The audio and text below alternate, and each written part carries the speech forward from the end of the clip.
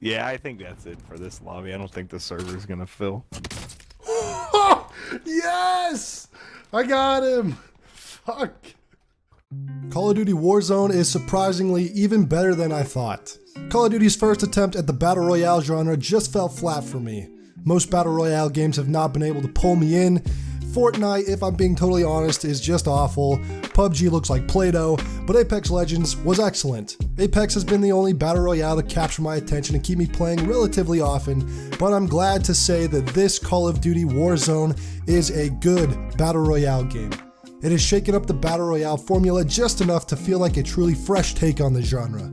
The first twist unique to Warzone that I think is probably the greatest addition is the Gulag.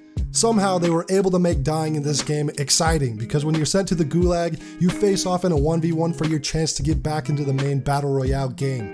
And if you're waiting for your turn to face off, you get to watch from above two other unfortunate souls fight to the death, and if it's your buddy down there, you can call out the enemy's location to help ensure his victory. In my previous video discussing the Gulag feature, when I said it was just a rumor at the time, I said that this sounded amazing and would probably be the best part of Warzone, and man, I'll tell you that it just might be the best part of this game mode. Not only does it give players a chance to get back into the fight and pick up where they left off, which is a great feature for any Battle Royale game, but the overall tensity you feel when getting sent to the Gulag, knowing that if you lose, your teammates will have to buy you back into the game and also be out of the match even longer. It really motivates you to kick that other dude's ass in the Gulag. Now this leads into the plunder system, or just the money system in the game.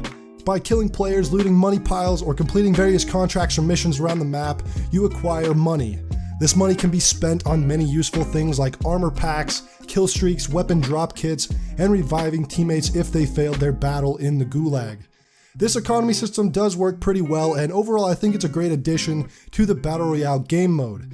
The contract missions, while not too deep, are a great way to keep players moving around.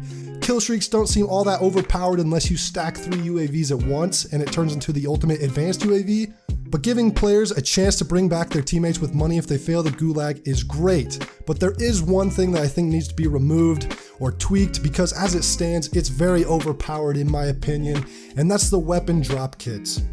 Weapon drop kits are much too powerful. The biggest problem with them is how early on in a match all 3 players can acquire drop kits. You're able to pool all your money together and within minutes call in a drop kit. The cost is far too low for the most powerful pre-made loadout in the game, so my first suggestion would be to increase the cost of the drop kit. But honestly, I don't know how big of a difference that would make, so I would rather they just remove them entirely from being purchased, because I think that just might be the best idea. I don't know how they can actually balance acquiring the best loadout so early on in a match. The reason they need to remove this, I think personally, is looting becomes essentially pointless after you have a loadout from a drop kit, which is why you don't encounter too many players, because a lot of people don't need to move once they have a perfect loadout. And that brings us to the next problem I have.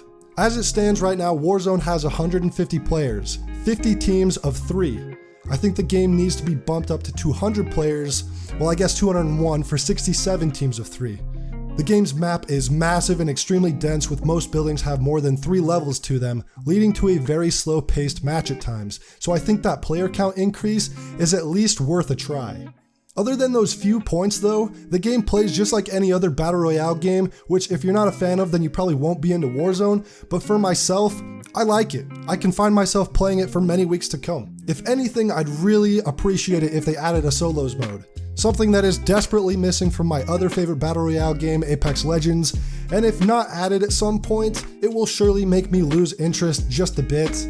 I mean, sometimes you just want to go in and not rely on teammates or face off against a team of 3.